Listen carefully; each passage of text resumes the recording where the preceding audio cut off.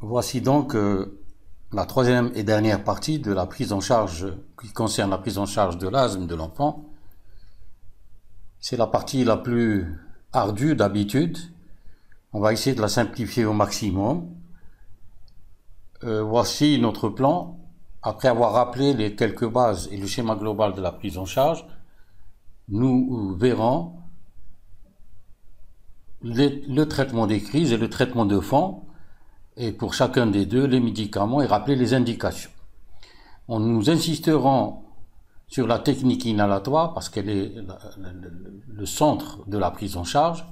Nous rappellerons les mesures générales et nous finirons par rappeler aussi les principales étapes de l'éducation thérapeutique qui est considérée actuellement comme étant la pierre angulaire de toute prise en charge concernant toute maladie chronique. Les bases, c'est d'abord des bases anatomopathologiques et physiopathologiques. Nous savons que les crises ou les exacerbations sont dues à la fois à une bronchoconstriction aiguë et une inflammation aiguë, deux étapes importantes, alors que la maladie elle-même, en dehors des crises ou des exacerbations, persiste un fond de bronchoconstriction chronique et surtout d'inflammation chronique, et tout cela ayant tendance à s'aggraver avec le temps vers le remodelage et l'installation de lésions anatomiques dites fixées, le remodelage. On doit ce schéma au professeur de la cour qui rappelle un petit peu le schéma global de la prise en charge qui commence par une étape diagnostique que nous avons en fait évoquée la dernière fois en long et en large. Un diagnostic positif qui est essentiellement basé sur la clinique et en fonction de l'âge et de la disponibilité sur l'exploration fonctionnelle respiratoire. Un diagnostic différentiel qui est basé surtout sur la clinique et la radiographie du thorax, parfois d'autres examens. Ce diagnostic différentiel, on l'a vu, était d'autant plus difficile qu'il s'agissait d'un enfant d'âge en bas âge. C'est les arguments. L'intérêt de ce schéma que propose le professeur de la cour, c'est qu'il rappelle les arguments qui devraient faire mettre en doute le diagnostic d'asthme.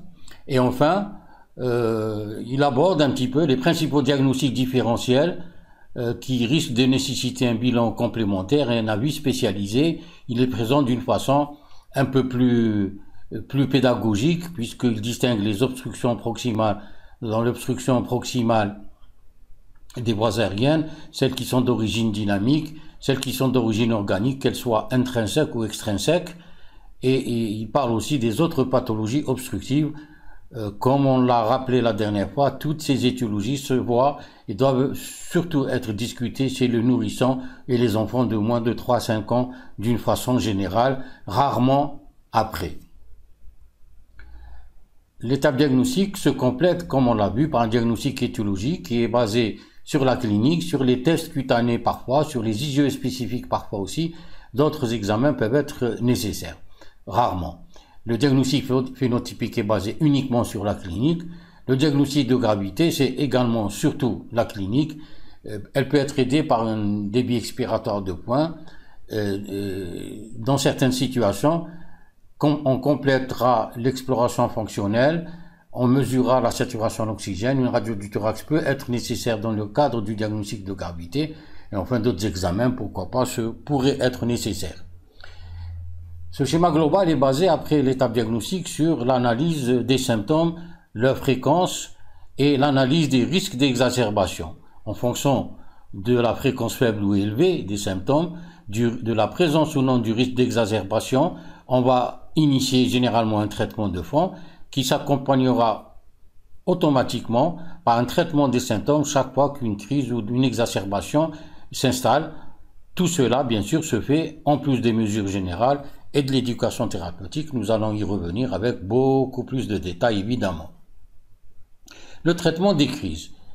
Les médicaments de la crise sont essentiellement les bronchodilatateurs à type de bêta-mimétique, ceux qui vont stimuler les récepteurs bêta qui sont représentés essentiellement par le salbutamol à action rapide et la terbutaline à action rapide, ce que les anglo-saxons appellent les SABA Short Acting Beta 2 Agonist.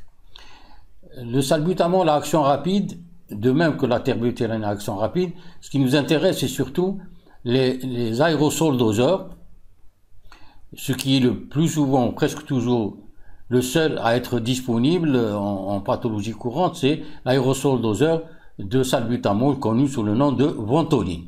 Il existe d'autres formes d'inhalation, la solution pour nébulisation que nous connaissons, commercialisée en Algérie généralement par les laboratoires CIPLA sous la dénomination d'Astalin, et les formes à unidose pour nébulisation qui existent sous d'autres cieux et qui ne sont pas disponibles à notre niveau.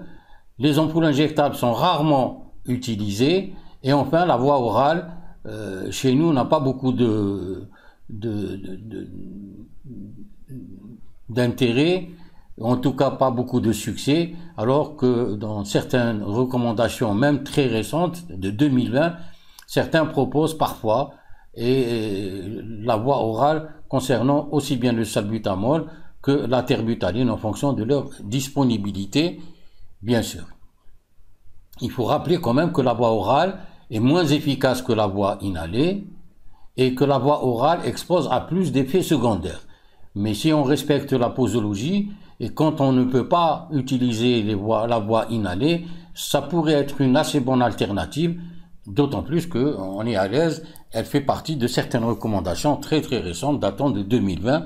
Peut-être qu'on en reparlera tout à l'heure.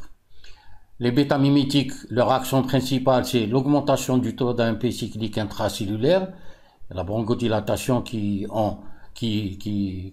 lui succédera va être très intéressant. D'autres actions ont été évoquées. Il existe aussi des effets secondaires qui sont généralement gérables et relativement rares. En tout cas, les effets secondaires graves sont rarissimes. Les bêta-mimétiques, un petit rappel, parce que on dit un peu beaucoup de choses autour des bêta-mimétiques. Bêta-mimétiques sont toujours intéressants. Ils sont aussi une des bases de la thérapeutique de la crise, mais aussi, comme on va le voir, de la maladie sous une autre forme. Bêta-2 mimétiques sont efficaces assez tôt, puisque on sait que les récepteurs bêta-2 sont présents dès la 16e semaine d'âge gestationnel. Donc ils sont présents à la naissance. Je fais un clin d'œil à ceux qui disent pour les bronchiolites néonatales, ou même au-delà, qu'il y a un problème de récepteurs, etc. Par contre, les récepteurs sont là. Est-ce qu'ils sont plus ou moins fonctionnels? Ça, c'est une autre paire de manches. On n'a pas de données autour de cela. En tout cas, c'est à tester au cas par cas pour juger l'efficacité dans certaines situations. Deux mots à propos des nébulisations qui sont très intéressantes, mais qui peuvent présenter certains risques avant l'âge de 1 an. En effet, on a décrit lors des nébulisations avant l'âge d'1 an une modification des rapports ventilation-perfusion, la possibilité d'un bronchospasme paradoxal qui est rare, très rare, mais que l'on peut rencontrer. Personnellement, j'en ai vu, j'ai assisté à un épisode de bronchospasme paradoxal chez un nourrisson, lié à une majoration des phénomènes de dyskinésie, et une majoration, un bronchospasme paradoxal, et par ailleurs, plus rarement, une majoration des phénomènes de dyskinésie trachéale. Ce qui fait que le traitement est généralement, notamment lors des premières nébulisations chez l'enfant, devrait se faire sous monitoring de l'oxymétrie. Et j'aimerais ajouter, selon d'autres écrits, que la nébulisation doit toujours se faire avec de l'oxygène, et ce qui fait que ce n'est possible qu'à l'hôpital. Les nébulisations qui sont faites à domicile, quand elles ne contiennent pas de bêta-mimétique, exposent beaucoup à ce risque de bronchospasme paradoxal. Donc si on doit nébuliser, il faut qu'il y ait de l'oxygène, c'est l'idéal. Si on est à domicile ou dans un cabinet où il n'y a pas d'oxygène, ces nébulisations doivent toujours comporter un bêta-mimétique pour prévenir ce bronchospasme paradoxal. Cela ne se discute pas pour l'asthmatique, puisque Les nébulisations se font toujours avec du salbutamol. Il y a des situations, je pense à la bronchiolite aussi, qui est un parent, si l'on veut, à l'asthme, où on a tendance à utiliser la nébulization sans oxygène et sans bêta-mimétique, ce qui comporte un risque qui a été rapporté dans la littérature. L'autre famille de bronchodilatateurs, si l'on veut, c'est les bases xanthiques. Oh, combien connues. Plus vieilles que les bêta-mimétiques, les bases xanthiques ont très souvent, pendant très longtemps, été utilisées. Il existe la voie orale, à libération rapide, théophylline, soit sirop, soit comprimé. Cette voie intraveineuse dont on a parlé, la voie rectale a longtemps existé et été utilisée. Ensuite, elle a été proscrite parce que ces fameux supports à 100 mg qu'on a tous utilisés à l'époque, on ne sait vraiment pas combien, quelle proportion de théophyline ou d'aminophyline est absorbée, combien de quantité va arriver au niveau des bronches. Résultat, un risque de surdosage assez conséquent. Elle a été proscrite depuis déjà une trentaine d'années.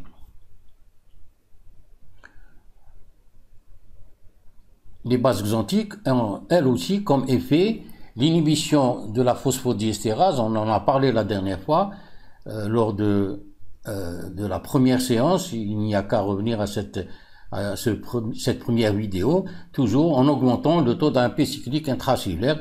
Elle a d'autres effets qui sont également intéressants. Malheureusement, contrairement aux bêta-mimétiques, les effets secondaires sont nombreux et parfois importants.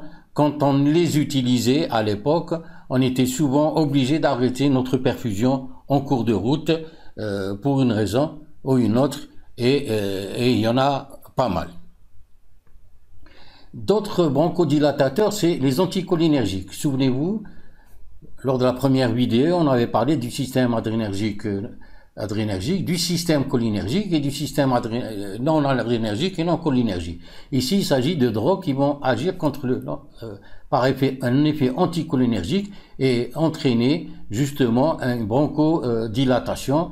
C'est ce qu'on appelle les atropiniques de synthèse. Celui qui est le plus connu, le bromure d'ipratropium, commercialisé sous le nom d'Atrophante, qui est rarement disponible. C'est des moments, ensuite on le voit disparaître pendant longtemps, voire des années. Il existe en aérosol doseur. Il existe aussi en solution pour nébulisation. On a souvent eu à l'utiliser sous forme de solution pour nébulisation.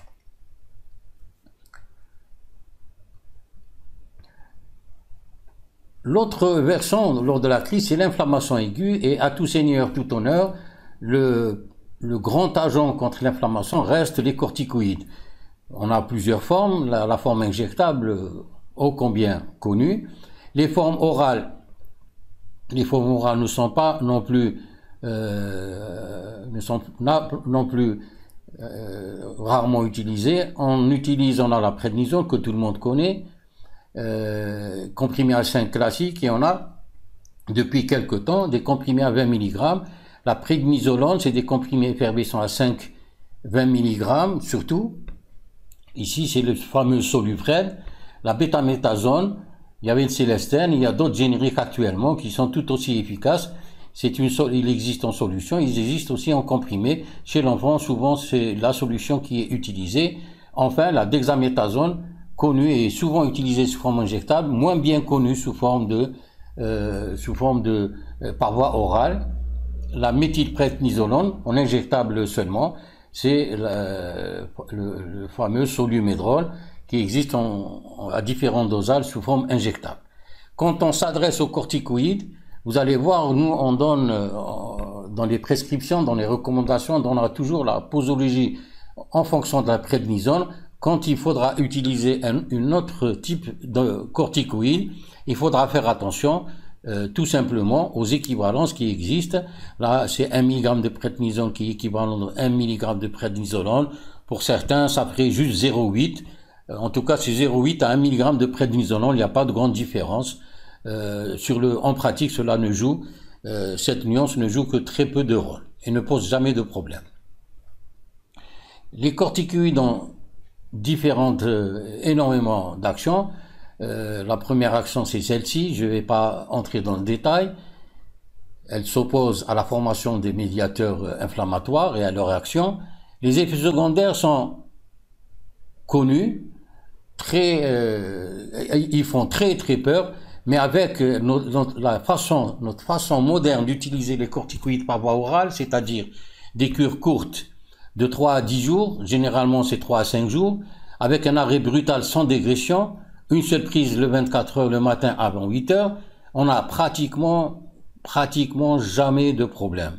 Donc tous les effets secondaires qui étaient liés à notre façon classique de donner les corticoïdes, exposés à beaucoup d'effets secondaires et déstabiliser beaucoup de maladies chroniques, en particulier le diabète, faisait qu'on se méfiait beaucoup des corticoïdes. Cette façon de les donner a simplifié énormément la tâche. Quand on s'adresse à des cures courtes, il n'y a aucun traitement adjuvant qui est nécessaire. Le schéma des indications, maintenant qu'on sait quelles sont les drogues dont on dispose, pour résumer le tout, c'est les bêta-mimétiques, c'est les anticholinergiques, parfois les bases xanthiques, très rarement, mais aussi les corticoïdes, soit par voie orale, soit par voie injectable. On verra tout ça dans le détail en fonction des indications. Ces indications sont justement en fonction de la sévérité de la crise, de la présence ou non de facteurs de risque, qui, même si la crise n'est pas sévère, vont faire revoir les choses dans le sens du danger potentiel. Accessoirement, l'âge, les conditions socio-économiques, la proximité d'une structure de santé seront des éléments à prendre en considération et qui ne sont pas forcément prévus dans les différentes recommandations de façon détaillée. Le principe de sécurité de base, c'est qu'en cas de doute, quand on hésite entre une sévérité moyenne et une sévérité plus marquée, il faut considérer le risque le plus élevé et travailler en conséquence.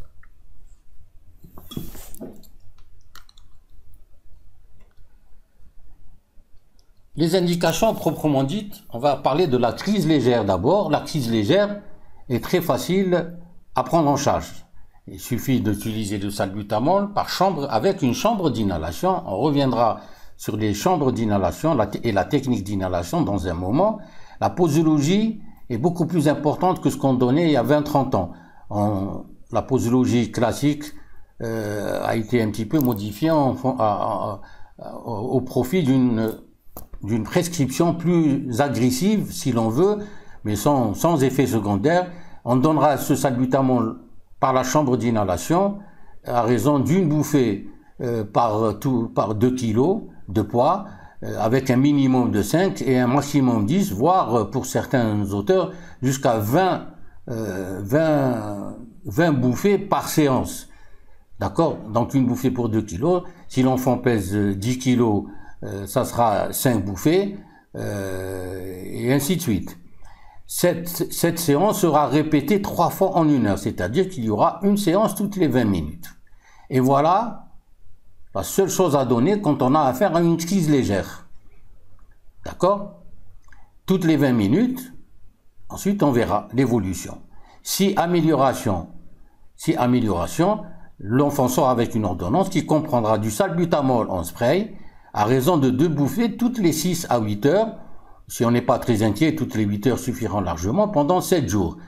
Pendant 5 à 7 jours, il est préférable de donner carrément 7 jours, c'est-à-dire une semaine. L'ordonnance de sortie pour cet enfant-là, qui s'est bien amélioré, ne comportera pas de corticoïdes par voie orale.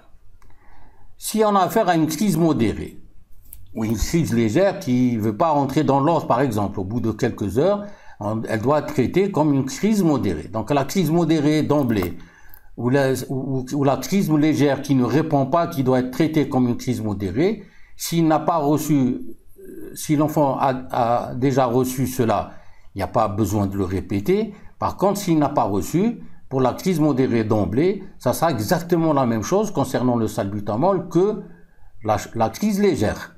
3 séances, toutes les 20 minutes, une séance en 1 heure. La posologie, c'est une bouffée pour 2 kg de poids, avec un minimum de 5 bouffées et un maximum de 10. On peut aller jusqu'à 20 bouffées par séance, je le dis, je le répète, et on l'a utilisé. Il existe dans certaines recommandations très récentes, datant de cette année-là, donc il n'y a aucun risque à avoir. La crise modérée, en plus des bêta-mimétiques, et du salbutamol en particulier, son traitement doit comprendre une corticothérapie par voie orale, qui sera donnée à l'hôpital même, mais par voie orale. Ce n'est pas parce qu'il est à l'hôpital qu'il a forcément besoin d'injection. Si la crise modérée s'améliore, au bout d'une heure, l'enfant sortira avec une ordonnance qui comportera évidemment, puisqu'on a eu à le donner du salbutamol en spray, mais aussi une corticothérapie par voie orale pendant 3 à 7 jours. On vous a dit, on peut aller jusqu'à 10 jours pour la crise modérée. Pendant 3 à 7 jours, selon les modalités que l'on a déjà données, c'est-à-dire 1 mg kilo en une seule prise sans dépasser 40 mg par jour ou son équivalent. Donc, prednisone ou prednisolone ou bétaméthasone. On tiendra compte de l'équivalence, évidemment, si c'est la bétaméthasone en particulier. Donc, 1 mg par kilo en une seule prise avant 8 heures du matin sans dépasser 40 mg par jour et pendant 3 à 7 jours. Si cette crise modérée persiste ou s'aggrave, il faudra traiter comme une crise sévère, mais si l'enfant a déjà reçu comme il a déjà reçu des corticoïdes, on traitera comme une crise sévère, mais sans redonner les corticoïdes.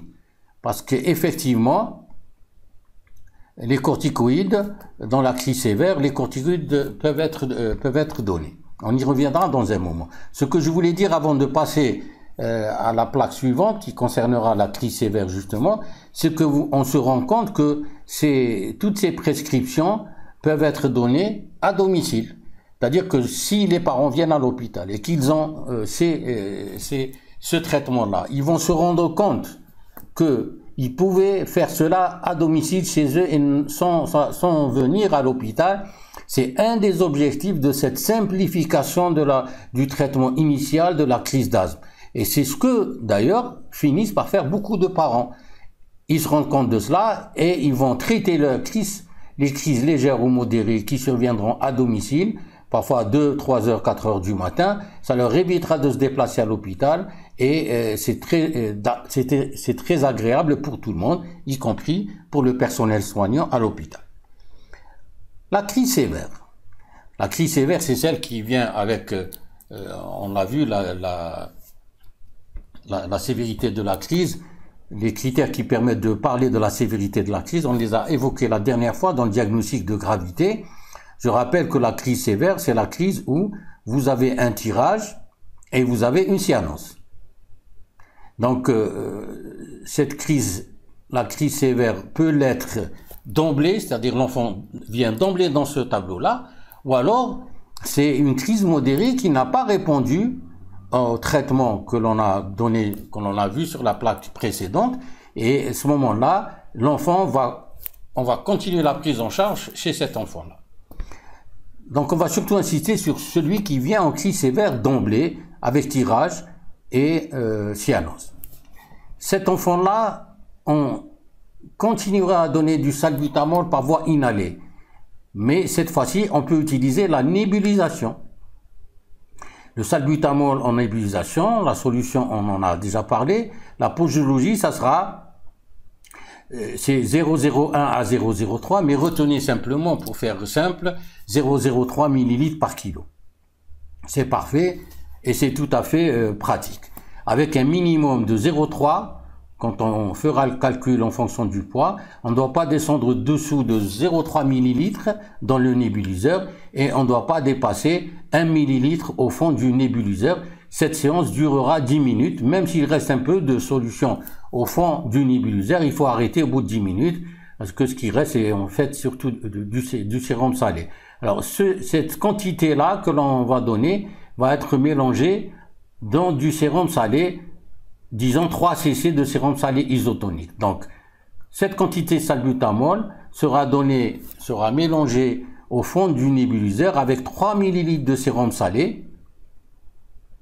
Et la séance durera 10 minutes. On donnera là aussi 3 séances en 1 heure, à raison d'une séance toutes les 20 minutes. La nébulisation se fera avec de l'oxygène. l'oxygène sera réglé, le débit de l'oxygène mural, ce sera de 6 à 8 litres par minute. On reviendra un petit peu sur les nébuliseurs dans un moment, les nébuliseurs dont on a l'habitude à l'hôpital et qui pourraient être disponibles. Beaucoup de parents achètent généralement des nébuliseurs et ça pourrait être utilisé, pourquoi pas. Quand on n'a pas la possibilité de nébuliser, la voie inhalée avec une chambre d'inhalation reste toujours possible. D'accord? Exactement la même façon que la crise légère ou la crise modérée. Une bouffée pour 2 kilos, entre 5 et 10, on peut aller jusqu'à 20 comme je l'ai déjà dit, 3 séances en 1 heure, soit une séance toutes les 20 minutes. Et comme la chambre d'inhalation, il n'y a pas d'oxygène, on associera de l'oxygène parce que là, on a une crise sévère. Donc c'est exactement là, comme la crise légère ou modérée ici, seulement on mettra aussi de l'oxygène entre les séances de bouffée, l'enfant sera mis sous oxygène autour de 3 litres par minute. Parce que là, l'objectif, c'est ramener un peu d'oxygène. Ici, l'objectif, c'est ramener de l'oxygène et faire fonctionner le nébuliseur. Cet enfant-là, la crise sévère nécessite forcément, c'est une urgence, l'utilisation de corticoïdes. Et vous voyez que même dans la crise sévère, la voie orale reste privilégiée et est efficace, et elle est aussi efficace que la voie parentérale. Tous les écrits le disent. C'est très important. Cette façon de faire a permis de ne plus faire d'injection aux enfants qui viennent aux urgences. Elle a permis aussi de diminuer le coût de la prise en charge de la crise, puisque tout se fait soit par voie nébulisée ou par voie orale. On n'a plus besoin d'un personnel soignant qualifié, pas besoin de formes injectables et pas besoin de seringues, d'épicraniennes. Tout cela augmente le coût de la prise en charge d'une crise d'asthme. La corticothérapie Péros a bouleversé, révolutionné beaucoup de choses concernant la prise en charge de la crise d'asthme. Si l'enfant s'améliore, l'enfant sera quand même gardé 3 heures en mise en observation de surveillance. Il sortira donc au bout de 3 heures de surveillance. Si l'amélioration au bout des 3 heures persiste, il sortira avec une ordonnance qui comportera, comme pour la crise modérée, le salbutamol, 2 bouffées toutes les 6 à 8 heures pendant 7 jours et une corticothérapie par voie orale pendant 3 à 7 jours. Je pense que c'est assez clair. Là aussi, la corticothérapie par voie orale, ça sera de la prednisone, 1 mg kilo en une seule prise, sans dépasser 40 mg par jour, ou équivalent, la prednisolone ou la bétaméthasone. Si cette crise sévère ne s'améliore pas, elle devient une crise sévère rebelle. Et l'hospitalisation est de mise, et elle durera au moins 24 heures. Cette crise sévère qui a déjà reçu du salbutamol et une corticothérapie par voie salbutamol en nébulisation ou par voie par chambre d'inhalation et qui a reçu une corticothérapie par voie orale, cette crise au bout d'1 heure, elle ne s'est pas améliorée. On va reprendre et continuer le salbutamol en nébulisation. Toujours 0,03 ml par kilo, un minimum de 0,3 ml, un maximum de 1 ml, et cela pendant 10 minutes par séance, pour chacune des séances. Et ça sera 3 séances en 1 heure et une séance toutes les 20 minutes avec de l'oxygène 6 à 8 litres par minute. C'est exactement comme ce qu'on a fait dans la crise sévère sur la plaque précédente. Si on a des anticholinergiques en nébulisation, le bromiodipratropium ou atrovente, il pourra être utilisé, c'est un complément qui pourrait être utile et améliorer les prestations du salbutamol en nébulisation. Son absence n'est pas un drame, on se prive d'un médicament, d'un apport un peu accessoire quand même, mais intéressant dans certaines situations. En plus des deux, ou alors un seul des deux, quand celui-ci n'est pas disponible, la corticothérapie par voie veineuse sera entamée. Par voie veineuse, non pas parce qu'elle est supérieure à la voie orale, mais parce que quand ces enfants n'en sont là, tirage, cyanose, ils sont fatigués, c'est une crise qui ne veut pas répondre, ils sont fatigués, donc la voie orale peut poser des problèmes, l'enfant n'en veut pas, risque de nausée, de vomissement. La voie veineuse à ce moment-là est privilégiée, ça sera de l'hémicillonate d'hydrocortisone ou de la méthylprédnisolone, une dose toutes les 6 heures. Cette dose, ça sera l'équivalent de 1 mg kg de prédnisone. Donc il n'y a qu'à voir les équivalences et donner. S'il y a une bonne réponse, à un moment ou un autre, après cette prise en charge, le salbutamol continuera avec du salbutamol. Je vous rappelle que cet enfant-là est hospitalisé, restera hospitalisé pendant au moins 24 heures. Durant ces 24 heures, il continuera à recevoir, même s'il s'est amélioré, une séance de salbutamol toutes les 4 heures, et puis toutes les 6 heures, comme on l'a vu, une corticothérapie intraveineuse, celle qu'il avait déjà reçue, mais en guise de traitement d'entretien. Si la crise sévère que l'on a vue refuse de répondre au traitement, si elle résiste au traitement, et à plus forte raison si elle s'aggrave, on continuera les mesures déjà présentées, c'est-à-dire le salbutamol, mais on rapprochera les séances, une séance toutes les 2 heures, voire toutes les heures. Moi, je pense que dans ces situations, c'est plutôt une séance toutes les heures jusqu'à amélioration. On discutera dans certains cas le salbutamol en intraveineux, pratique peu habituelle chez nous, ou la nébulisation continue, pratique aussi peu habituelle chez nous, mais qu'il faudrait peut-être privilégier. Elle expose à moins d'effets secondaires. La nébulisation continue est connue depuis au moins 30 ans. Les Canadiens l'utilisent depuis très longtemps. Il y a des recommandations plus récentes qui proposent même un schéma particulier pour l'utilisation de nébulisation de salbutamol en continu. Je présenterai dans un moment ce programme. L'ipratropium, s'il est disponible, donc l'atrovente, cet anticholinergique, sera utilisé à raison d'une séance en nébulisation toutes les 6 heures. Les corticoïdes intraveineux continuera à donner toutes les 6 heures, on peut rapprocher toutes les 4 heures, éventuellement. On discutera les bases xanthiques, l'aminophiline en intraveineux pourrait, dans certains cas, surtout si on n'a pas beaucoup d'alternatives ou s'il nous manque des médicaments parmi ceux que je viens de citer, l'aminophiline en intraveineux pourra être utilisé. Le protocole est assez bien connu. Je pense qu'on le trouvera un peu partout. Je ne vais pas le détailler parce que finalement, on l'utilise très rarement. Attachez-vous à garder en tête ce qui est systématiquement utilisé. Et on se référera aux données théoriques si jamais on a à utiliser. Et là, c'est généralement dans une unité de soins intensifs ou pratiquement un service de réanimation. L'oxygène est important. L'oxygénothérapie à raison de 3 litres par minute. Une bonne hydratation doit être maintenue.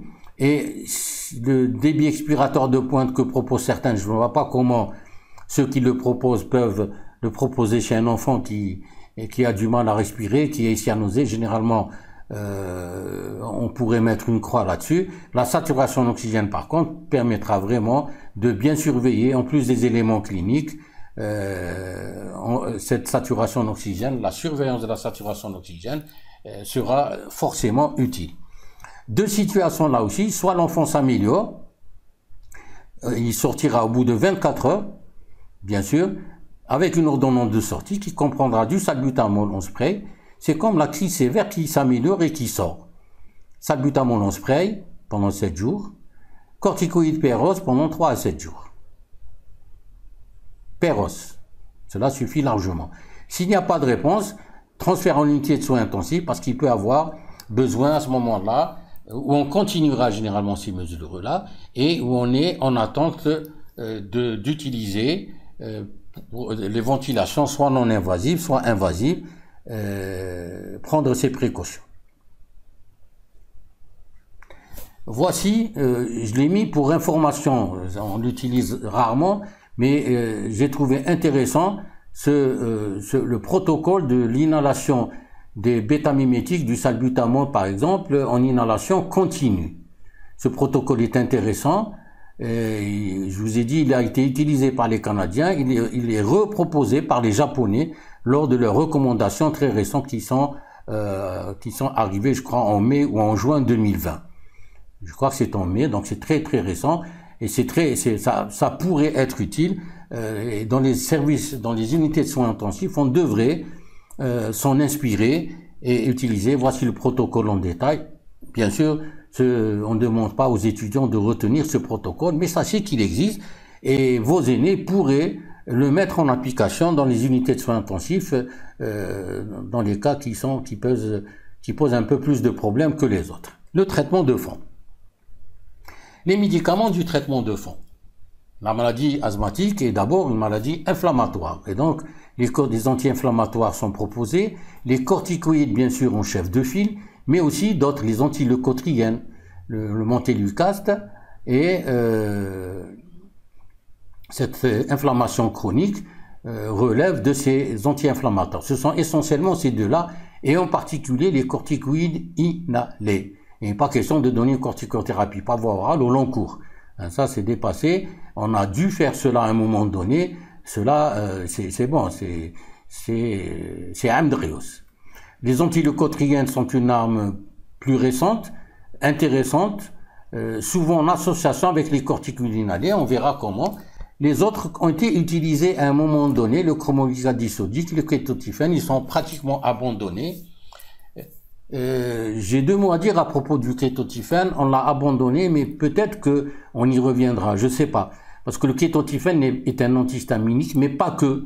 Il aurait aussi quelques effets de stabilisation de la membrane mastocytaire et aurait un effet, donc indirectement, anti-inflammatoire.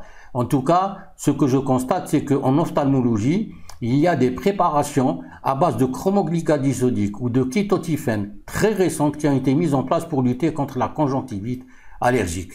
Donc, ils restent bons pour leur conjonctivite allergique. Ils sont plus ou moins abandonnés pour l'asthme, mais peut-être qu'il ne faudrait pas les jeter à la poubelle. Encore.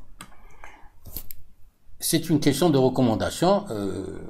Moi, personnellement, je les utilise de temps en temps, sans risque majeur, évidemment. Les bronchodilatateurs. Ici, puisqu'il s'agit de la maladie, il ne s'agit pas d'utiliser les bêta-mimétiques à durée d'action courte, ce que j'appelais tout à l'heure les SABA. On utilisera plutôt les LABA, c'est-à-dire les bêta-2 mimétiques à longue durée d'action, le salmétérol ou le formoterol. Les anticholinergiques, on avait pour les anticholinergiques, pour la crise, l'ipratropium. Ici, on a pour les anticholinergiques le tiotropium. Là, je n'ai aucune expérience et les pédiatres, d'une façon générale, n'ont eu à l'utiliser que très très rarement. Il est beaucoup plus souvent utilisé chez l'adulte. Et enfin, les bases xanthiques, si on n'a vraiment rien, les bases xanthiques, quand elles sont disponibles, pourraient être utilisées par voie orale. C'est une arme qu'il ne faut pas jeter à la poubelle non plus. On peut en avoir besoin. Enfin, il y a eu là aussi, assez récemment, ça fait quand même une vingtaine d'années, mais quelque chose qu'on ne connaissait pas avant, l'association d'anti-inflammatoires, surtout les corticoïdes, et de bêta-mimétiques à longue durée d'action. Ça donne des associations très particulières qui sont efficaces et qui permettent d'équilibrer certains asthmatiques. Enfin, d'autres médicaments beaucoup plus récents qui relèvent de la physiopathologie, les anticorps anti-IgE, qui sont déjà commercialisés et utilisés ailleurs. Chez nous, ils sont pas disponibles. Et enfin, plus récemment, de façon plus spécifiquement physiopathologique, les anti-interleukine R, IL4R, notamment, et d'autres, ce que j'appelle la biothérapie. Les médicaments de fond disponibles. On a les corticoïdes inhalés seuls. On a la béclométhasone, c'est la plus ancienne, aérosol doseur à 250 microgrammes. Chez nous, elle est disponible. La fluticasone aérosol doseur à 50-125, disponible chez nous. Le budesonide aérosol doseur Budecor 200 microgrammes, disponible aussi. La nébulisation de budesonide, Pulmicort, lente spécialité Pulmicort, disponible, rarement disponible, mais qu'on peut trouver chez certains pharmaciens. Et enfin, la budesonide poudre pour l'inhalation en poudre, Pulmicort en turbu à l'air, à raison de 200-400, disponible également chez nous. Quant aux associations de corticoïdes inhalés avec des bêta-mimétiques de longue durée d'action, on a la fluticasone salmétérol en poudre, disponible, le budesonide formoterol, là aussi en poudre, disponible. Juste un tableau qui vous montre quelles sont les différentes drogues biologiques qui sont disponibles pour les cas les plus sévères, les plus résistants. Je n'entrerai pas dans le détail, sachez qu'ils existent et voici ce qu'on en connaît pour l'instant. Et vous voyez que généralement, c'est les enfants qui sont de plus de 12 ans et pour les anti-IgE, à partir de 6 ans, pourraient être proposés. Donc, c'est pour ça qu'ils sont rarement utilisés en pédiatrie. Parmi les médicaments dont on s'y dispose, l'immunothérapie spécifique. J'aurais dû ajouter spécifique. Ce qu'on appelait à l'époque la désensibilisation, ce que communément les parents de malades dans notre société appellent la vaccination. Le terme de vaccination est faux puisque le but de cette immunothérapie spécifique, c'est induire à la suite d'injections répétées d'allergènes à dose croissante, de très petites quantités, ensuite on augmente, et des injections que l'on va répéter, on va induire l'apparition d'anticorps de type IgG, des anticorps dits bloquants. Pourquoi? Parce que à un moment donné, ce titre d'anticorps IgG sera assez élevé pour bloquer, dès que l'allergène est inhalé, il va essayer de prendre en charge cet allergène, le bloquer et l'empêcher de venir occasionner le pontage de 2 molécules d'IgE à la surface du mastocyte ou d'autres cellules. Et c'est ainsi qu'il arrive à éviter toute la cascade de réactions à la suite de la libération, par les mastocytes et par d'autres cellules de différentes substances.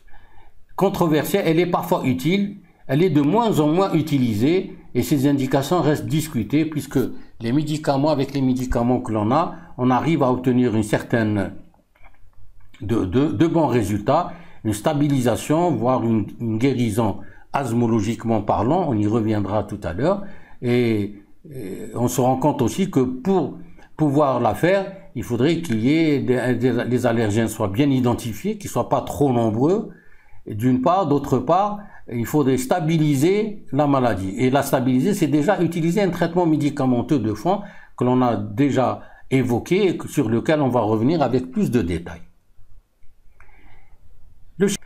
Deux constats que rappellent beaucoup d'auteurs qui concernent l'asthme. L'asthme de l'enfant peut s'accompagner d'altérations fonctionnelles fixées. C'est le remodelage. Alors, et si c'est peut s'accompagner, donc c'est pas systématique, mais un grand risque quand même.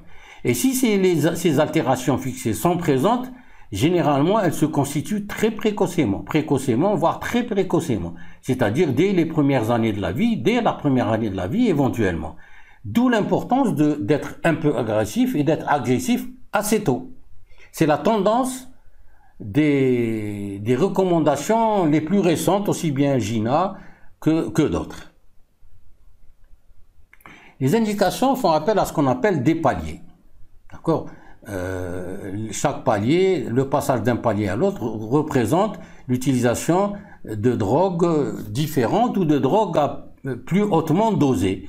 Le palier 5 étant le palier le plus grave, le plus sérieux. Heureusement que c'est rare. Nous, ce qu'on voit sur le terrain, c'est que d'abord, en âge pédiatrique de 0 à 16 ans, les asthmatiques l'on a le plus souvent en moins de 7-8 ans. Les 2/3 de nos enfants consultent pour asthme et sont asthmatiques déjà dès les 3-4 premières années.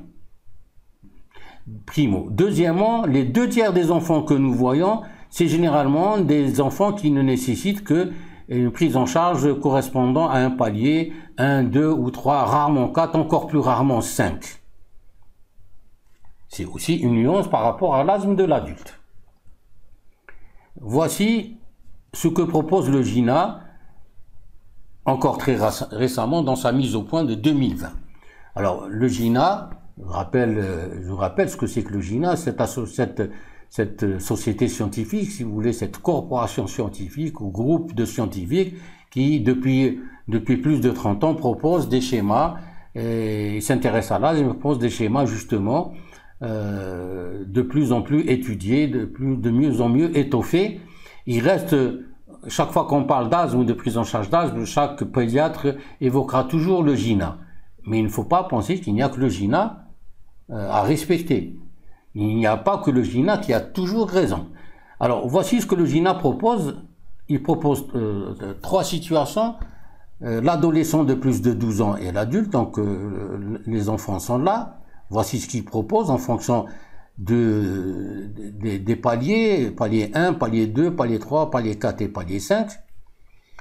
Il propose aussi pour les 6-11 ans d'autres choses. Pour les moins de 5 ans, encore plus récemment, lors d'une mise à jour récente, voilà ce qu'il propose et ça va jusqu'au palier 4 pour les moins de 5 ans. Alors, je vous avouerai que moi, personnellement, je ne pourrais jamais utiliser en pratique devant un malade, prendre ces schémas, parce que ces schémas qui sont indicatifs, qui peuvent être lus calmement dans un bureau, mais quand on est en face d'un malade et de la famille, il est très difficile on peut s'en inspirer, mais il est très difficile de les relire et de les appliquer. Il faut une simplification. C'est ce que je me suis attelé à faire. D'abord, donc je suis toujours avec le GINA, le dernier GINA de 2020. Voici vos 5 paliers, voici vos 3 tranches d'âge. Alors j'ai mis en gras, là je ne fais que résumer les 3 diapos précédentes. Donc je suis bête et discipliné avec le GINA. Le palier 1, vous voyez que les moins de 5 ans, les 6 ans, et les enfants âgés de 12 ans en plus, pour le palier 1, cette tranche d'âge, généralement, on ne donne rien du tout. Chez les enfants plus âgés, on donnera ICSF. Alors, les commentaires sont là. L'ICS, c'est les corticoïdes inhalés. Les corticoïdes inhalés, F, c'est pour faible dose. D'accord? Donc les corticoïdes inhalés à faible dose avec l'association de bêta-mimétiques de longue durée d'action. Alors le formoterol est proposé ici parce que, non pas parce que c'est le seul à utiliser, mais celui qui a été le plus étudié. C'est eux qui le disent. Hein, alors, la tendance actuelle pour les deux, et vu ce que je viens de dire que les altérations fonctionnelles fixées surviennent, et quand elles surviennent, si elles surviennent assez tôt, font que même le GINA propose, conseille et va dans le sens d'une agressivité un peu plus marquée, c'est-à-dire qu'il va donner des corticoïdes inhalés à faible dose, même pour le palier 1 chez les moins de 5 ans et les moins de 11 ans d'une façon générale et même les moins de 5 ans. C'est-à-dire ce que le GINA propose chez les 6-11 ans ici. Corticoïdes inhalés à faible dose avec des bêta-mimétiques de courte durée d'action, les SABA, après chaque crise, ou alors les corticoïdes inhalés pendant 3 mois, bien sûr. Le palier 2, ça se discute pas.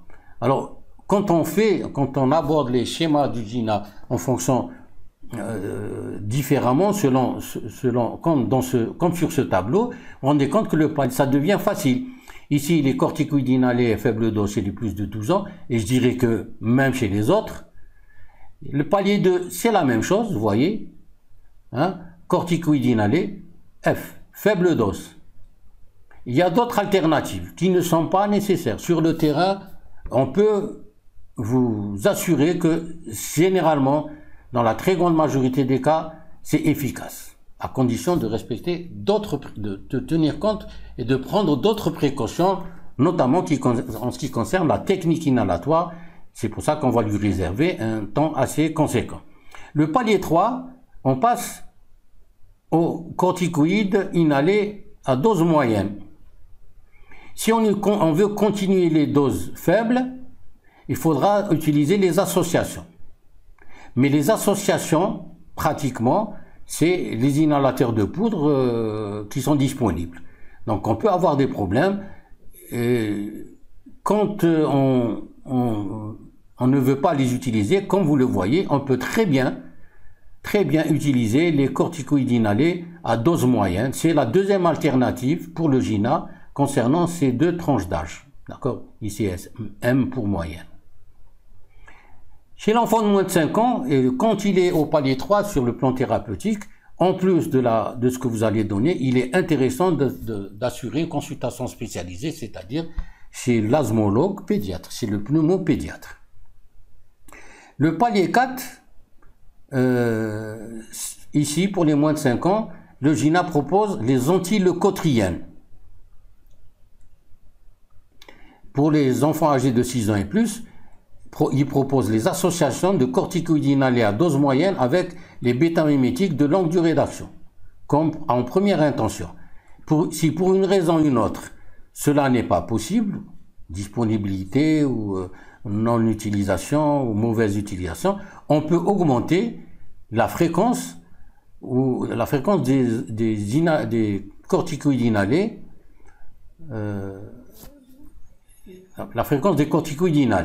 ou proposer les corticoïdes inhalés pour les autres tranches d'âge à forte dose avec les bêta-mimétiques de longue durée d'action. Vous voyez qu'il y a aussi, comme chez l'adulte, on propose à partir de l'âge de 6 ans le tiotropium, qui, je vous le rappelle, est un anticholinergique à action prolongée. Les antileucotriènes sont également là. Alors, en pratique courante, on verra que les antileucotriènes associés ou non aux corticoïdes inhalés peuvent vraiment faire l'affaire. Le palier 4, la consultation spécialisée, j'aurais dû même la mettre ici évidemment, c'est un oubli, est nécessaire. Quant au palier 5, c'est un des choix. Pour les moins de 5 ans, le GINA ne prévoit que 4 paliers, comme je le disais tout à l'heure. Pour les 6-11 ans et les 12 ans et plus, il y a le palier 5, et le palier 5, c'est un des choix précédents pour les 6-11 ans, c'est-à-dire un de ces choix-là, ou alors les corticoïdes inhalés à haute dose avec les bêta-mimétiques de longue durée d'action, les anticholinergiques, c'est là où on va penser surtout aux anti-IgE et aux autres, au reste des drogues biologiques qui sont proposées. On peut aller même, comme ici, on peut aller aux corticoïdes par voie orale à dose faible, mais pas en cure courte comme on l'a fait pour les crises et pour le traitement d'entretien, de consolidation des crises. Là, c'est une durée beaucoup plus prolongée, mais c'est vraiment les enfants qui résistent à tout ce que l'on a fait. Heureusement qu'ils sont très très rares. Moi, je n'en vois plus pratiquement. Voilà la synthèse des derniers schémas. Moi, en pratique, ce schéma que j'ai simplifié, c'est pour ça que je me permets, mais modestement, de mettre mon nom, parce que je n'appartiens à aucun groupe en particulier, et même pas au groupe de pneumo-allergologie pédiatrique, et donc je parle en mon nom. Mon expérience me permet de dire ce que j'en pense, mais ce n'est pas la vérité absolue. Tout peut être discuté, mais en pratique, inspiré du GINA, inspiré des recommandations plus récentes néo-zélandaises, japonaises, britanniques, justement, on peut se retrouver. Vous voyez, le palier 1, c'est corticoïdes inhalés à faible dose. Pour le palier 2, c'est la même chose. Pour le palier 3, les corticoïdes inhalés à dose moyenne. Pour le palier 4, les corticoïdes inhalés à dose élevée, H c'est pour haute.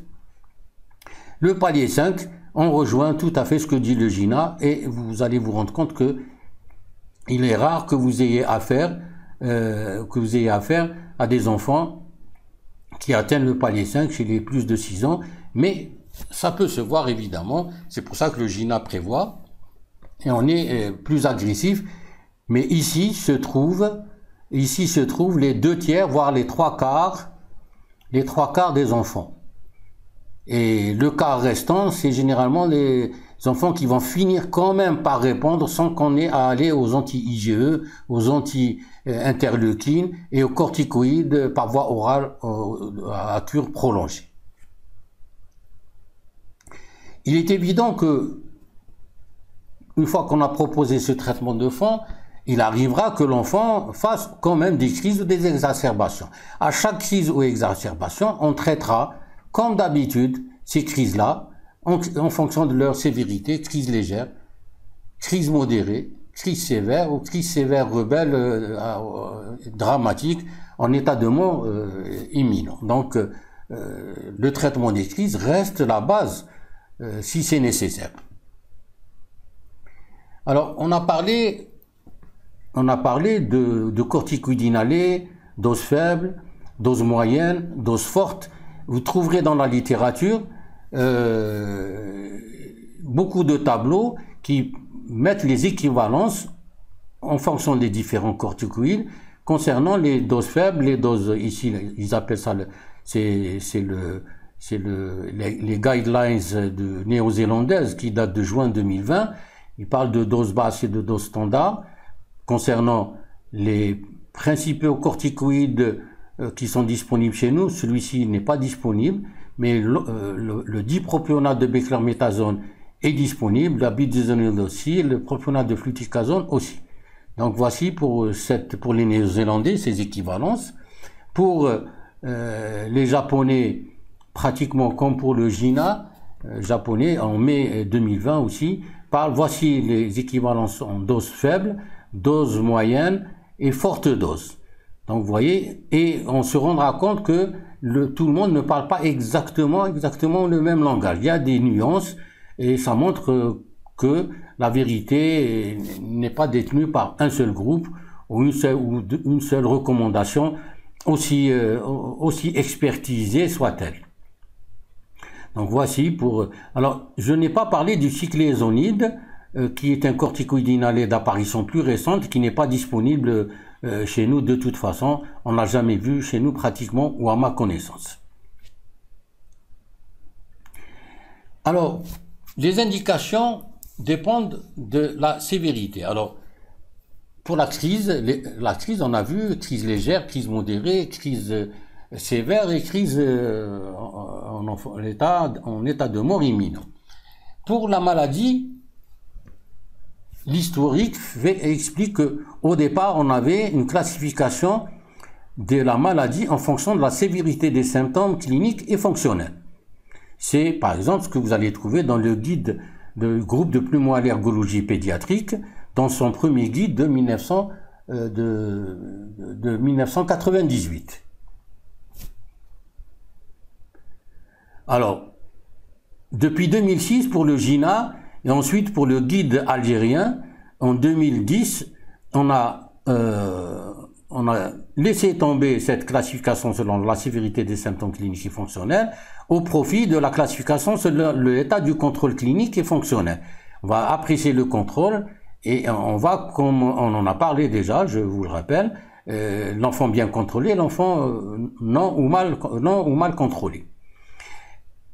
Moi, je suis de ceux qui pensaient déjà, lorsqu'il y a eu l'apparition du guide algérien en 2010, j'avais fait comme commentaire quand on m'avait demandé mon avis et pour l'histoire, parce que le docteur Kadash Laïhmou, le professeur Kadash Laïhmou était et reste cher à moi.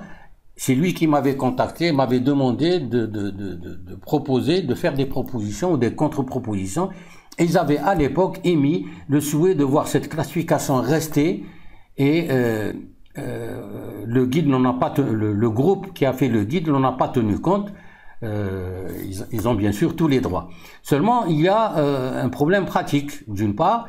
D'autre part, certaines recommandations très récentes, les recommandations japonaises par exemple, elles continuent à proposer cette première classification. Pour la simple raison que d'un point de vue pratique, quand un enfant vient, j'espère que vous allez pouvoir me suivre, quand un enfant vient, il n'a jamais été traité, je suis obligé d'initier un traitement. Sur quelle base je vais initier ce traitement-là? Il me faut une base qui est basée pas sur l'état du contrôle. L'état du contrôle, c'est un enfant qui est traité, je vais voir s'il est contrôlé ou pas par le traitement. Là, c'est un enfant qui a des symptômes. Je dois voir si c'est des symptômes cliniques et fonctionnels qui sont sévères pour voir à quel palier je me situe pour commencer mon traitement. Donc, pour initier un traitement, pour initier un traitement chez un enfant qui n'a jamais été traité, évidemment, j'ai besoin d'une classification. Cette classification, elle est initiale, et ensuite, je dois l'oublier parce que je commence un traitement, et dès lors que je commence un traitement, je vais apprécier l'évolution de mon enfant selon l'état du contrôle clinique et fonctionnel. Ce qui fait que, comme pour certaines recommandations, je l'ai dit, récentes, notamment les recommandations japonaises, je crois qui datent de mai ou juin 2020, je crois, les deux classifications restent intéressantes et utiles et se complètent en fait. C'est ainsi que, pour initier un traitement, voilà ce qu'on avait à l'époque. Alors, vous voyez que ça semble être un peu compliqué, mais en fait, pas du tout. Vous voyez, il y a des symptômes diurnes à rechercher, des symptômes nocturnes, et puis la fonction respiratoire qui ne pourra être évaluée qu'à partir de l'âge de 7-8 ans, voire plus selon les enfants. On distingue 4 niveaux. Alors, les symptômes diurnes, les symptômes nocturnes seront appréciés et ensuite on décidera est-ce que c'est un niveau 1, 2 ou 3 ou 4. En pratique, cela va très rarement vous être utile à cause de l'âge. Je vous ai dit que les 2/3 de vos asthmatiques seront en fait des enfants qui auront moins de 7-8 ans. Donc c'est là où vous allez trouver. Deuxièmement, en pratique aussi, ce sont les symptômes diurnes qui pourront être analysés facilement. Les symptômes nocturnes, il faut que l'enfant réveille ses parents. Or, ça n'arrive pas tout le temps et donc on peut sous-estimer l'évaluation des symptômes nocturnes est prévue. Si on peut l'évaluer, c'est tant mieux. Mais souvent, c'est assez difficile. Ce qui fait que finalement, la classification sur la sévérité, ça sera presque toujours, et en tout cas essentiellement, les symptômes diurnes en fonction de la fréquence de leur survenue, moins d'une fois par semaine, entre une et 4 fois par semaine, ou tous les jours, par exemple. Le niveau 3 et le niveau 4, c'est exactement la même chose. Donc il y a la fréquence des symptômes, la bonne réponse ou pas au bêta-mimétique, et l'état du sommeil, la qualité du sommeil et de l'activité. Donc c'est finalement assez simple, j'analyse cela et je classe mon enfant en niveau 1, niveau 2, niveau 3, niveau 4. Alors, ces niveaux correspondent à quoi? Correspondent à niveau 1, c'est ce qu'on appelait l'intermittent. Là, c'est le persistant léger, persistant modéré et persistant sévère. Je rappelle, ici, c'est l'intermittent, l'asthme intermittent. Ici, c'est l'asthme persistant, parce que les symptômes sont très fréquents. L'asthme persistant léger. Ici, c'est le persistant modéré. Et là, c'est le persistant sévère. On a ajouté, par la suite, en plus de ces 4 niveaux, on a ajouté la notion d'asthme intermittent, c'est-à-dire qu'il est là, mais sévère, qu'il faut traiter, qu'il faut prendre en charge comme si c'était un niveau 4. Pourquoi? C'est justement les enfants qui font peu de crises, mais c'est des crises sévères, voire dramatiques, qui ont été hospitalisés, même s'ils n'ont été une seule fois dans l'année, une seule fois dans l'année en unité de soins intensifs. Alors là, s'ils ont eu besoin d'une ventilation assistée, même s'il fait une crise très rarement, il doit être traité comme un asthme persistant sévère, un niveau 4 donc. Donc ce tableau, je répète, c'est pour initier un traitement. Décider, je traite ou je ne traite pas. Et qu'est-ce que je dois traiter en fonction du niveau. Ensuite, une fois que j'ai commencé le traitement, c'est la classification selon l'état du contrôle. Et là, c'est assez simple. C'est assez simple puisque c'est l'enfant qui a qui a tous ses paramètres, c'est un enfant qui a une maladie asthmatique contrôlée. Celui qui a un ou plusieurs de ces éléments qui sont absents, on ne retrouve pas, il est forcément sur l'autre version, non ou mal contrôlé, et c'est ça qui est important, contrôlé ou non. C'est ça qui est le plus intéressant pour nous. Là, toujours, vous voyez que les symptômes diurnes vont être un élément important, les symptômes nocturnes, la qualité des activités, le réveil, donc on retrouve finalement les éléments de la sévérité initiale. Le traitement, la demande en bêta-mimétique de courte durée d'action, est-ce que les exacerbations ont nécessité ou pas une corticothérapie orale, et quand l'âge de l'enfant le permet, les paramètres fonctionnels.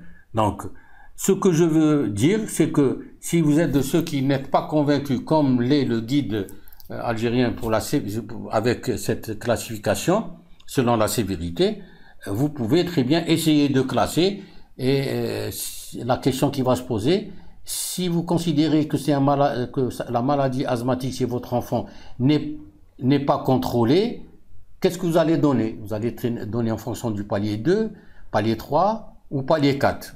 Alors que cette classification permet justement d'aller directement, de mieux asseoir votre traitement initial. En tout cas, ce tableau, vous devez le connaître, il est important, et c'est ça qu'on vous demande d'apprendre par cœur, à la limite. Alors, les indications font aussi appel à ce qu'on appelle la prise en charge par étape, par palier.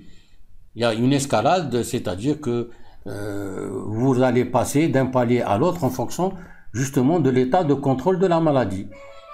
Si au bout de 3 mois, vous avez un enfant, au bout de 3 mois d'un traitement que vous avez initié, l'évolution n'est pas celle que l'enfant n'est pas toujours pas contrôlé, vous passez au palier supérieur et ainsi de suite. C'est ce qu'on appelle l'escalade thérapeutique, hein, en fonction. Au départ, vous savez pas si vous êtes au palier 1 ou 2 ou 3. C'est en fonction de l'état initial de la maladie. Et ensuite, dès le moment où vous décidez de commencer votre traitement, vous allez passer de palier en palier tous les 3 mois en fonction de la classification selon le contrôle ou selon la qualité du contrôle.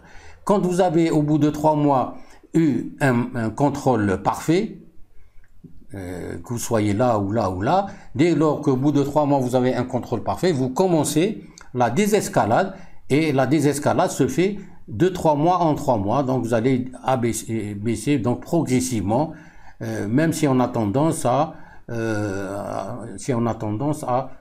faire une fenêtre thérapeutique l'été. Celle-ci n'est pas obligatoire ni systématique. Vous devez toujours la faire si vous l'envisagez après au moins 6 mois de traitement. Si 6 mois, ça peut être 6 mois de traitement au même palier, ou ça peut être 3 mois d'un palier 4 par exemple, ensuite les 3 mois suivants d'un palier 3, et vous pouvez ensuite passer à une fenêtre thérapeutique si c'est nécessaire. Cette notion de fenêtre thérapeutique n'est pas admise par tout le monde, mais certains la trouvent intéressante dans la littérature. En pratique, sur le terrain, chez certains enfants, elle peut être proposée et ça représente un plus. Mais ça ne marche pas à tous les coups. Tout ce que l'on vient de voir, aussi bien le traitement de la crise que le traitement de fond, est basé sur la technique inhalatoire qui doit être parfaite. Tout est basé sur l'inhalation. C'est ça qui a révolutionné la prise en charge de l'asthmatique. C'est ça qui a amélioré le confort de la prise en charge de l'enfant asthmatique, mais à condition qu'elle soit parfaitement bien maîtrisée. La technique inhalatoire, voici un document qui est assez vieux que j'ai repris, précise à peu près quelles sont les indications en fonction de l'âge. Avant 3 ans, c'est l'aérosol doseur avec une chambre d'inhalation et masque facial. On y reviendra dans un moment. Entre 4 et 7 ans, c'est toujours l'aérosol doseur avec chambre, mais on peut se passer d'embout buccal selon les enfants. Après 7 ans, on peut toujours utiliser l'aérosol doseur avec chambre et embout buccal, mais ici les auteurs proposent plutôt l'inhalateur de poudre ou par auto-halaire. Donc c'est toujours de la poudre, mais c'est différent, la technique est différente. C'est pour cela que chez nos enfants, on a tendance, quand ils ont déjà commencé leur prise en charge avec l'aérosol doseur et la chambre d'inhalation, on a tendance, si leur asthme persiste encore, à ne pas leur compliquer l'existence par l'introduction d'autres techniques inhalatoires, parce que c'est quand même un peu différent, même si ça reste relativement correct et confortable. Autre donnée sur lesquelles insistaient les auteurs, et ces auteurs et d'autres dans les années 90 et 2000, c'est que le nébulisaire n'est pas plus efficace que l'association spray et chambre. On a tendance à penser que la nébulisation est plus efficace. C'est un point de vue purement théorique, mais en pratique, on se rend compte, et surtout au cours de cette tranche d'âge, que parfois l'association spray et chambre est plus efficace que le nébuliseur. Pourquoi? Pour la simple raison que quand vous utilisez, et on va le voir dans un moment, l'aérosol doseur avec une chambre d'inhalation, ça va durer moins d'1 minute. Alors qu'ici, le nébuliseur, vous l'avez vu, on en a parlé, ça, il faudra au moins 10 minutes. Alors allez fixer un enfant pendant 10 minutes sur un masque et un appareil qui fait du bruit, ou de l'oxygène et du monde qui font du bruit au milieu hospitalier. C'est, à mon avis, un des arguments majeurs en faveur de l'utilisation de spray et des chambres plutôt que de nébuliseurs. En plus, ça coûte moins cher si les parents doivent l'acheter et l'utiliser à domicile. Voici les différents aérosols doseurs que nous utilisons, qui sont disponibles. Voici votre salbutamol, la fameuse ventoline, la fameuse pompe bleue, hein, le pompe zerqa, tout le monde la connaît, tous les asthmatiques, jeunes ou vieux, la connaissent. À côté de cela, vous avez aussi des corticoïdes inhalés, la budesonide, commercialisée chez nous sous forme de budécorte, la fluticasone, 50, 125 et à 250 microgrammes, les trois formes. Celles que nous utilisons les plus fréquemment, c'est celle-ci, 50, c'est les tout petits. Les autres, c'est surtout 125, plus rarement le 250. Ici, c'est l'association, donc fluticasone avec salmétérol, donc bêta-mimétique de longue durée d'action avec un corticoïde inhalé. Vous avez aussi la béclométasone, commercialisée chez nous sous forme de clinil, et elle a existé aussi sous forme de la présentation sous forme dite de bécotide, c'est la béclométasone, qui est un des premiers corticoïdes inhalés, qui est disponible chez nous. Ça, c'est une photo prise en pharmacie, donc c'est ce qui existe. Et là, vous avez le turbualaire, la budesonide, mais en turbualaire, inhalateur donc de poudre à différents dosages, 100, 200 et 400. Je vous l'ai dit.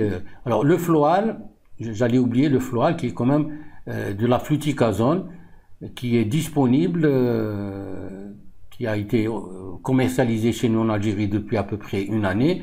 Il existe la forme 50 et la forme 125 qui sont disponibles, même s'il y a de temps en temps des ruptures. Même le flixotide pendant longtemps a disparu de la circulation. Donc c'est bien de savoir qu'on a un autre générique de la fluticasone que le flixotide, c'est le floal, et le floal est aussi intéressant que le flixotide, malgré les réticences. L'aérosol doseur, le plus souvent, comme on l'a vu, doit être utilisé avec une chambre d'inhalation. Voilà ce que d'ailleurs Christophe Delacour appelle la jungle des chambres d'inhalation. Il y en a tellement, même chez nous, on a plusieurs modèles, etc.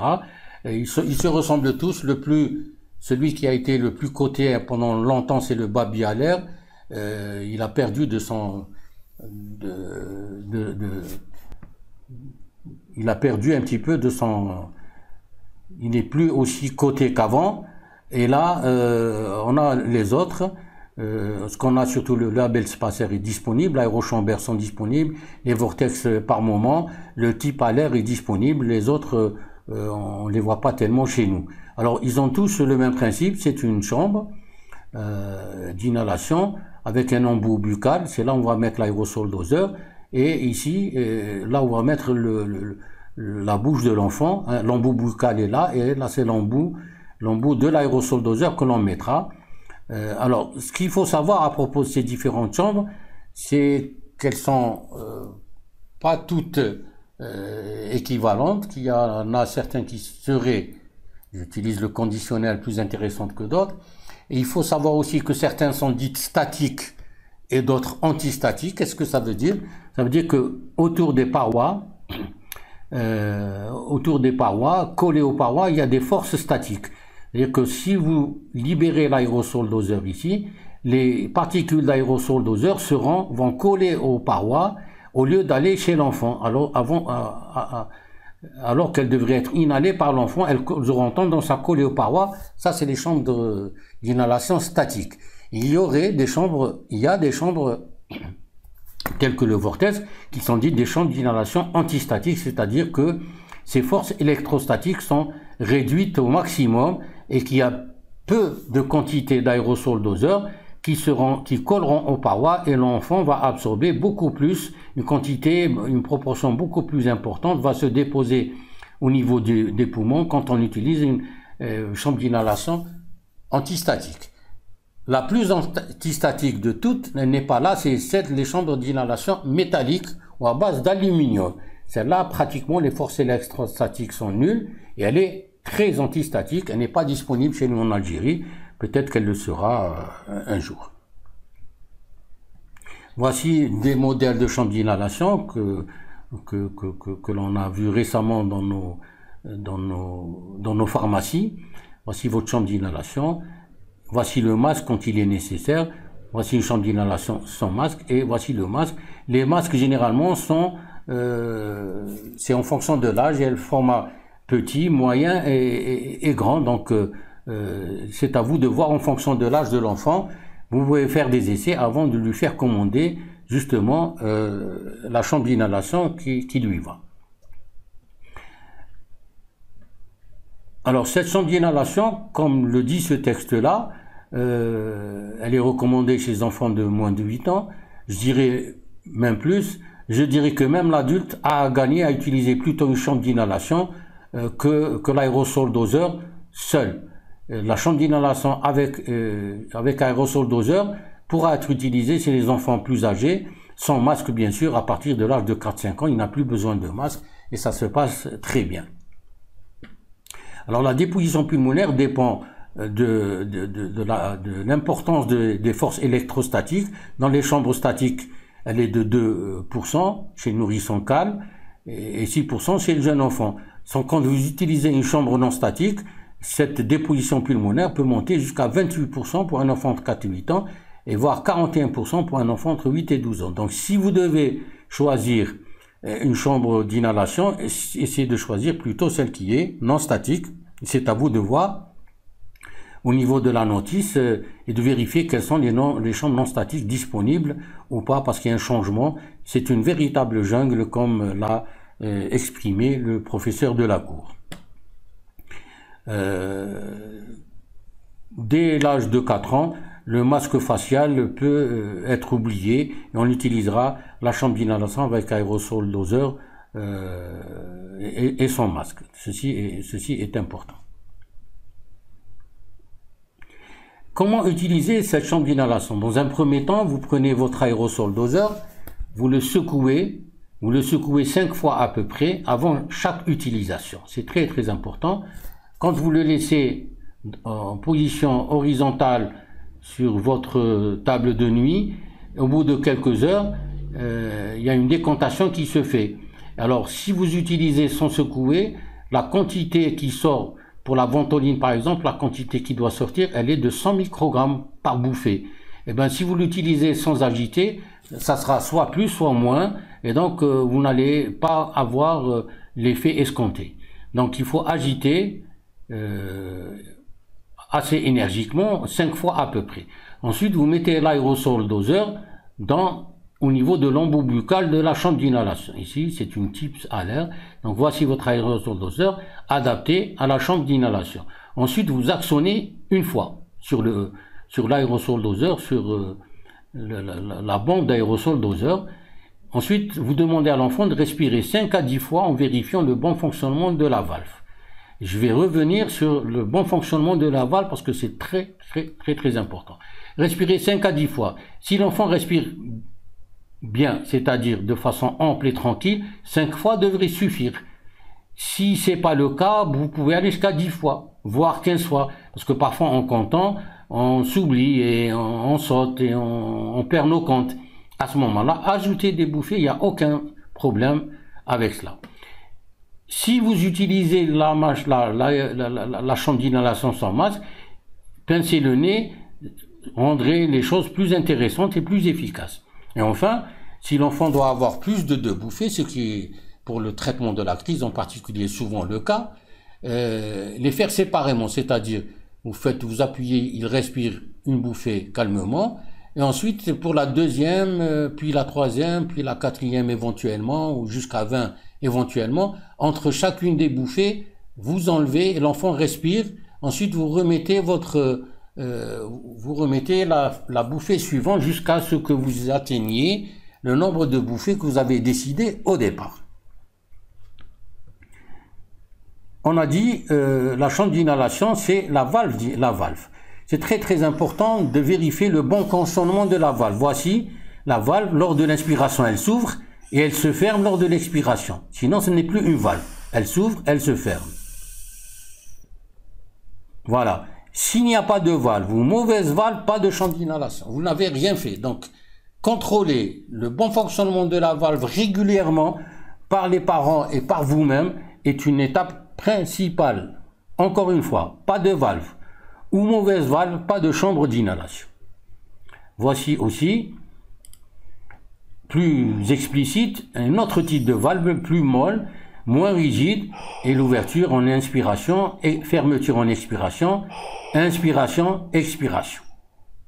D'accord? Voilà comment doit fonctionner une valve. Elle ne doit pas coller, elle est avec le temps soit détériorée, soit les bords de la valve se collent et elle ne s'ouvre plus parce que le produit se dépose et des problèmes de bon fonctionnement se font. Donc il faut vérifier. Si elle est détériorée, il faut la changer. Si elle est sale, il faut la nettoyer. On va revenir sur le nettoyage dans un moment.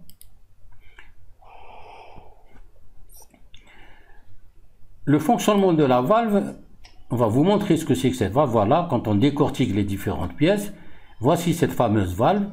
Ici, c'est la chambre d'inhalation, l'une des premières qui est apparue en Algérie, qu'on a tous utilisé, souvent au milieu hospitalier, avait utilisé cette valve qui, vous le concevez très bien, ne risque pas de durer des années. Donc arrive, moi généralement, c'est en moyenne, c'est au bout d'une année. Elle est à remplacer. Certains la remplacent dès l'âge des 6 mois d'utilisation. Je trouve que c'est un peu trop. Alors, autre question qui peuvent se poser en pratique. Est-ce que mon aérosol doseur contient encore des doses ou pas? Est-ce qu'il contient suffisamment de doses? Parce que quand vous agitez, c'est pas évident pour tout le monde. Alors, on a pris l'habitude, c'est ce que je conseillais moi aux malades, c'est de faire plonger l'embout buccal sans l'étui. Donc j'enlève ma ventoline, par exemple, je l'enlève de son étui et l'aérosol doseur nu est là. On mettait cet aérosol doseur dans de l'eau. Si ça flottait, s'il y avait un quart qui sortait du niveau de l'eau, c'est qu'elle était à 3/4 pleine. Il paraît que c'est une mauvaise technique et je ne sais pas si c'est vrai, mais en tout cas, il y a une autre technique, c'est de peser cette cartouche, si l'on veut, il faut la doser. Et moi, je l'ai fait en la pesant, elle fait effectivement 28 grammes. Et pas que la ventoline, même les autres font 28 grammes. En tout cas, le Budecort, la budesonide dans l'aérosol doseur, fait 28 grammes. Et ce tableau vous permettra, dès lors qu'elle pèse 15 grammes ou moins, d'être sûr qu'elle est pratiquement vide et qu'il faut la jeter et la remplacer. Surtout si on est à la veille d'un départ, d'un voyage, il faut s'assurer où est-ce que j'en suis et en fonction des besoins, changer, acheter une autre ou pas, pour être à l'abri de mauvaises surprises. Pardon, il faut rappeler que certains aérosols doseurs, il y a un compteur avec, c'est le cas par exemple du Budecort, donc j'ai pas besoin de peser. Mais pour la ventoline, qui est la drogue la plus souvent utilisée chez les asthmatiques dans le cadre de l'urgence en particulier, il n'y a pas de compteur et le poids, peser la cartouche serait une pratique très intéressante à assurer. Comment entretenir la chambre d'inhalation? Une question que vous posent souvent les parents d'ailleurs, et évidemment avec le temps elle se salit un peu, il faut la... Donc on désarticule les différentes pièces de la chambre d'inhalation, pas en entier, ce qui est facile à retirer. On retire pas on n'est pas obligé de retirer le masque et on retire pas le clapet là où il y a la chambre d'inhalation en particulier. On trempe le tout dans de l'eau tiède, c'est pas précisé ici, avec du savon et très peu, une mousse très peu abondante, une petite mousse à peine, et on laisse pendant 15 minutes, tout en agitant de temps en temps. Ensuite, ici, ils disent ne pas rincer la chambre. D'autres vous diront qu'il faut ouvrir le robinet et rincer à l'eau de robinet de façon modérée, et rincer et laisser, en tout cas, ce qui est sûr, c'est qu'il faut laisser, après avoir secoué, laisser sécher à l'air libre et ne pas essuyer justement l'intérieur de l'intérieur de la chambre d'inhalation. Parce que quand on essuie, on augmente les forces électrostatiques, et quand vous allez donner votre aérosol doseur, les 100 microgrammes ou les 100 microgrammes de ventoline par exemple que vous allez donner, 70%, 80% colleront aux parois. Alors qu'est-ce qu'il faut faire à ce moment-là? C'est ce qu'on fait quand on utilise un aérosol doseur qui vient juste d'être acheté en pharmacie. Vous libérez dans la chambre d'inhalation 2 ou 3 pulvérisations à vide pour essayer de remplir les parois de cette chambre d'inhalation par le produit, et ainsi augmenter les chances que la déposition pulmonaire de ce produit soit les chances de voir une déposition plus grande se faire.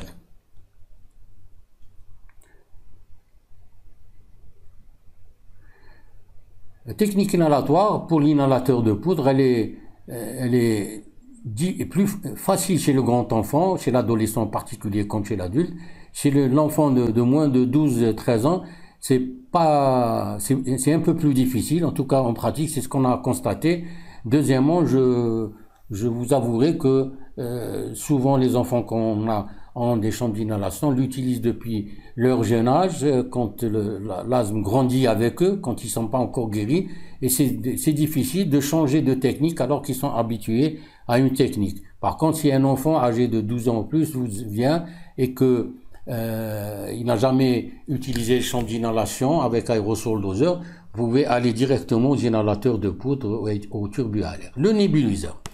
Voici les différentes pièces du nébuliseur. Voici le corps, ici décortiqué, c'est le nébuliseur, ce sont les deux parties du nébuliseur. C'est ici que vous allez mettre, pour la ventoline par exemple, en nébulisation, vous allez mettre vos 0,03 ml/kg de salbutamol. Au fond, vous allez ajouter 3 ml de sérum salé et vous allez fermer ce nébuliseur. Et voici votre nébuliseur, et vous allez raccorder le tuyau à l'un des bouts de ce nébuliseur et adapter le masque à l'autre bout. D'accord? À l'autre bout, comme c'est le cas ici. Alors, ce tuyau-là, où est-ce que vous allez le mettre? Alors, à l'hôpital, il sera branché sur une source d'oxygène, et le débit de l'oxygène sera réglé à 6 à 8 litres par minute. Parce que il s'agit de ramener de l'oxygène, mais il s'agit aussi d'avoir une force suffisamment importante pour que le nébuliseur fasse son action. Et que fait le nébuliseur justement ici? Il y a ce qu'on appelle l'effet Venturi, c'est-à-dire les produits que vous avez mis, il va les morceler, les particules.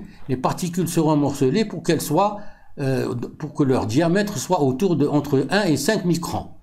Donc ceci est très important. Si vous mettez l'oxygène à 3 litres par minute, vous n'avez pas cet effet-là. Donc il faut que vous soyez à 6 litres au moins pour que les particules qu'il y a dans ce nébuliseur, pour que le nébuliseur libère dans le masque, à travers le masque, des particules dont le diamètre fera entre 1 et 5 microns. L'appareil en nébulisation existe aussi, certains parents l'achètent. Le problème c'est que, voilà, c'est le même principe.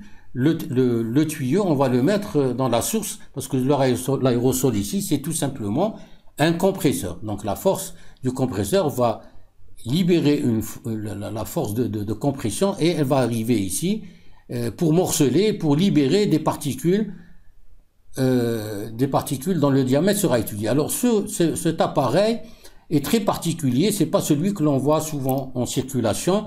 Ceux qu'on voit en circulation n'ont qu'une seule vitesse, et ils sont prévus uniquement pour la nébulisation pour les voies respiratoires basses. Ce nébuliseur a un bouton où il y a deux vitesses. La vitesse 1 et la vitesse 2. La vitesse 2, elle a une visée respiratoire basse. Elle est intéressante pour les pathologies bronchiques et bronchiolaires. D'accord?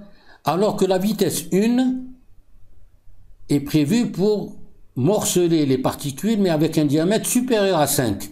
Donc elle a une visée ORL. Les ORL, parfois, ont besoin de ces appareils aérosols, mais l'objectif étant d'atteindre simplement et de s'arrêter aux voies aériennes supérieures, la vitesse du compresseur est importante. Si je veux atteindre les voies aériennes distales, il faut que j'utilise une vitesse élevée pour avoir des particules entre 1 et 5. Si je veux l'utiliser pour un usage ORL pur, il faut que j'utilise une vitesse basse qui donnera des particules supérieures à 5 microns. Ce type d'appareil est assez sophistiqué, il n'est pas tout le temps disponible, il faut faire attention. Je dis ça parce que certains utilisent des appareils qui sont actuellement en circulation et qui sont prévus pour les voies aériennes distales, branchioles et branchioles, et l'utilisent à des visées ORL. Donc c'est faux. Ça ne peut pas marcher. À côté de tout ce que l'on a vu, il y a des mesures générales qui restent importantes. Donc elles sont chacune aussi importantes l'une que l'autre. Certaines, on les a évoquées. Je ne reviens pas sur toutes ces mesures. J'insisterai sur la lutte contre le tabagisme passif et actif. Il faut dire aux parents, ça sert à rien de gaspiller leur argent entre les consultations, le matériel d'inhalation et les médicaments s'ils ne s'arrêtent pas de fumer. Hein, c'est important, sinon ça sert à rien. Ensuite, insister aussi sur la possibilité, le sport conseillé, et on insistera sur le sport. S'il y a des crises lors de l'exercice physique, il y a des précautions à prendre sur lesquelles je reviendrai pas, mais il y a toujours moyen de moyenner, il y a toujours une solution, ne pas arrêter le sport. Tous les sports sont conseillés, pratiquement, et donc il faut y aller, il faut pas avoir peur. L'éducation thérapeutique. Tout ce que l'on vient de dire fera l'objet d'une éducation thérapeutique.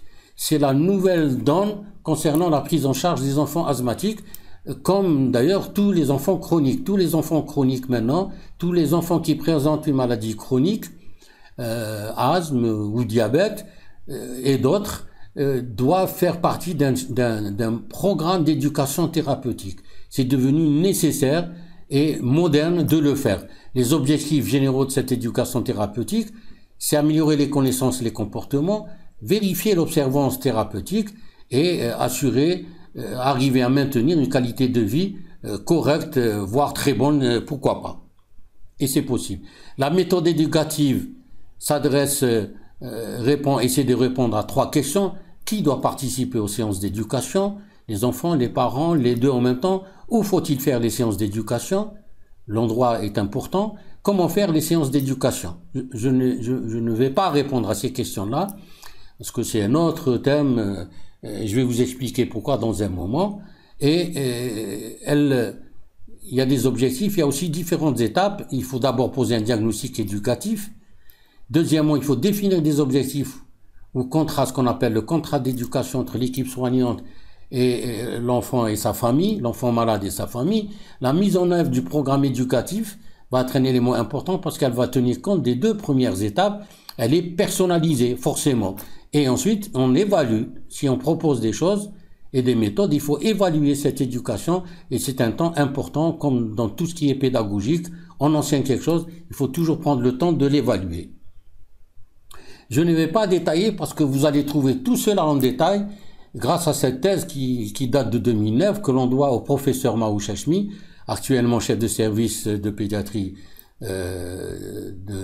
à Belfort, et une thèse qui a été dirigée par le professeur Besnoussi, et j'ai eu l'honneur de faire partie du jury en même temps que mon ami le professeur Kermani.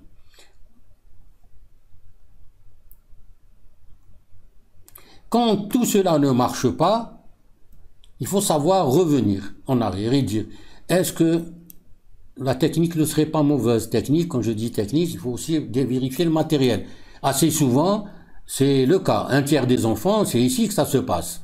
Au moins 1/3. Est-ce que, ensuite, les indications étaient inadaptées? C'est-à-dire que l'enfant était plus sévère que je ne le pensais. J'ai commencé par un traitement qui était un peu trop gentil. D'accord, donc ça c'est important. Ou alors, lors des contrôles, je me rends compte que l'enfant est toujours mal contrôlé, mais moi j'ai maintenu, j'ai pas fait l'escalade que l'on a prévu, que le GINA et d'autres recommandations ont prévu. La mauvaise observance. Donc il a un bon matériel, la dose qu'il faut, la technique est bonne, il sait très bien faire, les indications sont tout à fait bien adaptées, mais lui n'en fait qu'à sa tête. Et donc, surtout les adolescents, ou alors les parents ou la famille qui a des problèmes. Les oublis volontaires ou pas sont fréquents et la mauvaise observance est aussi en cause dans beaucoup de situations. Voici les deux grandes causes de non-réponse au traitement chez nous sur le terrain, en Algérie. C'est les enseignements du terrain. En dehors de ces trois-là, il faut savoir trouver les comorbidités et les facteurs aggravants, les analyser. Généralement, c'est fait au départ. Peut-être qu'on est passé à côté de quelque chose. Il faut savoir revenir et reposer des questions, rediscuter avec les parents. Est-ce qu'il n'y a pas d'autres facteurs, d'autres situations à risque, des facteurs aggravants? Et parmi les éléments qui sont assez souvent en cause, qu'on oublie, parce que les parents n'ont pas tendance à en parler spontanément, c'est les rhinites ou les rhinoconjonctivites allergiques. Il est rare que l'on puisse contrôler un asthme s'il a encore une rhinite qui est elle-même mal contrôlée. Donc ceci est très important. Ceci est important à garder en tête. Parmi les facteurs aggravants, c'est un élément intéressant. Je termine mon exposé par rappeler ce que le GINA a proposé, c'est-à-dire cette forme en boucle des trois étapes importantes, ce qu'il a appelé le cycle de traitement de base basé sur le contrôle. On évalue, on ajuste le traitement, on examine la réponse, ensuite on évalue cette réponse et en fonction de cette évaluation on ajuste et ainsi de suite jusqu'au jour où on se rend compte que l'enfant est bien contrôlé sans aucune thérapeutique. À ce moment-là, il sort de ce cercle-là, mais il ne sort pas de la surveillance, car il faut continuer à surveiller ces enfants-là au moins une fois par an pendant encore quelques années, en sachant que la guérison sur le plan asthmologique est une guérison quand il y a un an sans symptômes et sans aucun traitement. Mais cela, c'est une guérison relative. Cette guérison n'est parfois pas définitive et il peut à n'importe quel âge reprendre ses symptômes. Quand on guérit, c'est généralement assez momentané. Parfois, il guérit, c'est définitivement pour la vie. On a vu que chez le petit enfant, il y a des phénotypes, notamment l'asthme transitoire du nourrisson, qui va voir son asthme disparaître vers l'âge de 3, 4 ou 5 ans pour la vie. Mais d'autres vont voir leur asthme revenir plus ou moins tôt. Et en tout cas, la guérison peut ne pas être définitive et il faut savoir garder l'œil sur l'évolution de ces enfants-là jusqu'à l'adolescence au moins avant de confier ces enfants-là aux pneumologues adultes, à nos confrères pneumologues adultes. Je vous remercie.